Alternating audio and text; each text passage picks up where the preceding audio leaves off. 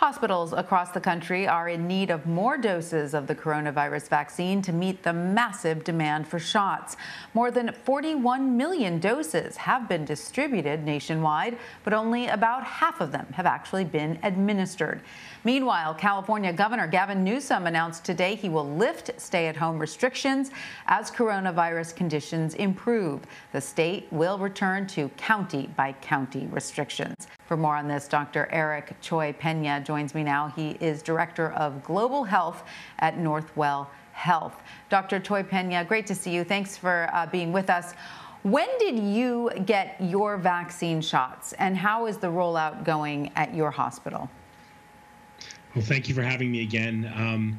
My vaccine shot, I think I got in the first week that the rollout began because I'm an emergency physician and was in the first part of the first tier. The vaccine rollout for healthcare workers has been going very, very well. We've vaccinated a large majority of our workforce and continue to provide those opportunities for staff. I think the big question now is pivoting to the general public and making sure that we have both the supply and the logistics set out to meet that demand as well. Moderna says that it is introducing a booster to battle mutant variants, including this South African variant that has some researchers concerned. What do you make of this, and do you think other pharmaceutical companies will follow suit? Yeah, I think that we're always looking for new technology and new innovations and ways to beat this virus. We are trying to stay ahead of it. I do want to say that even though there is a lot of word about, decreased efficacy of antibodies against the South African variant, there's really good evidence that the vaccine still works against this variant and that people should still get the vaccine. We have enough, as Dr. Fauci said, cushion or buffer in the immune response that the vaccine generates that it should still work on this new variant. It's definitely got us all concerned and we're watching it, but it's definitely not a reason to not take the vaccine or to think that the vaccine is somehow less useful. We're working hard, and the pharmaceutical companies are working hard to stay one step ahead of this virus and give us the weapons we need to fight it. Yeah, I think most people are just ready to take a vaccine whenever one is available. Today, Dr. Fauci said it is, quote, common sense to wear 2 masks to stop the spread of COVID-19. I want to play a little of what he said. Let's listen. Okay. A lot of folks are hearing now about double masking, wearing 2 masks or trying to get one of those N95 medical grade masks.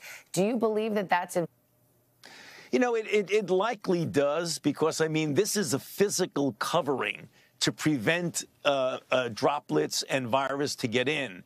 So if you have a physical covering with one layer, you put another layer on, it just makes common sense that it likely would be more effective. And that's the reason why you see people either double masking or doing a version of an N95. So, Dr. Cioe-Peña, what are your thoughts about double masking? Should we all be doing it? So I think the common expression that I have for this pandemic is the mask that's the most effective is the mask people are going to wear for the longest part of the time that they're outdoors. So certainly people that are having trouble with 1 mask, I wouldn't recommend going to 2 masks. Wearing a single mask for as a good portion of the time that you're out interacting with other people is better. Obviously, masks are not all made the same, and we've seen comparison studies with T-shirt-like fabric being less effective than the medical grade surgical mask. So obviously, having the greatest amount of covering of your face will provide the most security. I don't want there to be a run on N95 masks from the public. Those are still necessary for healthcare workers. So we are recommending that only healthcare workers wear the N95. But certainly, double masking is more protection than single masking. But again, if it's the choice between wearing 2 masks or not wearing a mask at all, just wear the 1 mask and please wear a mask as often as possible. So speaking of that, as you know, New York City as a whole is largely, pretty left-leaning, but Staten Island, where you are, is more conservative, and we know that the mask issue has sadly become a little politicized, even though it shouldn't be, since it's just an issue of public health, and the virus doesn't care if you're a Republican or a Democrat. But when you're out in Staten Island, in the grocery aisle, or out in the community, are you noticing more people wearing masks there in Staten Island and a decline in the number of conversations with any false information about COVID? Yeah, I think few and far between really are the people that go out into public and they've at least accepted that in public buildings, in spaces like in the hospital, you have to wear a mask in the grocery stores. So they may have political views, but for the most part, there's very few people that are trying to buck the regulations. I think people do understand that a lot of this is just about safety, the safety of the grocery workers, the nurses, everyone on the front lines, and the essential workers that are trying to keep our society running and our businesses going. So, there's certainly that local respect, but I think there is a difference between talking to someone in general about mask mandates and mask usage versus their personal usage habits. I do find that patients are a little bit more likely to wear them when not asked hypothetically whether people should be forced to wear masks. But it's still a challenge in our community, and it's definitely something that I think when you have personal conversations with people and you're talking about good health care, good public health measures, most people do understand that and are agreeable. Mm-hmm.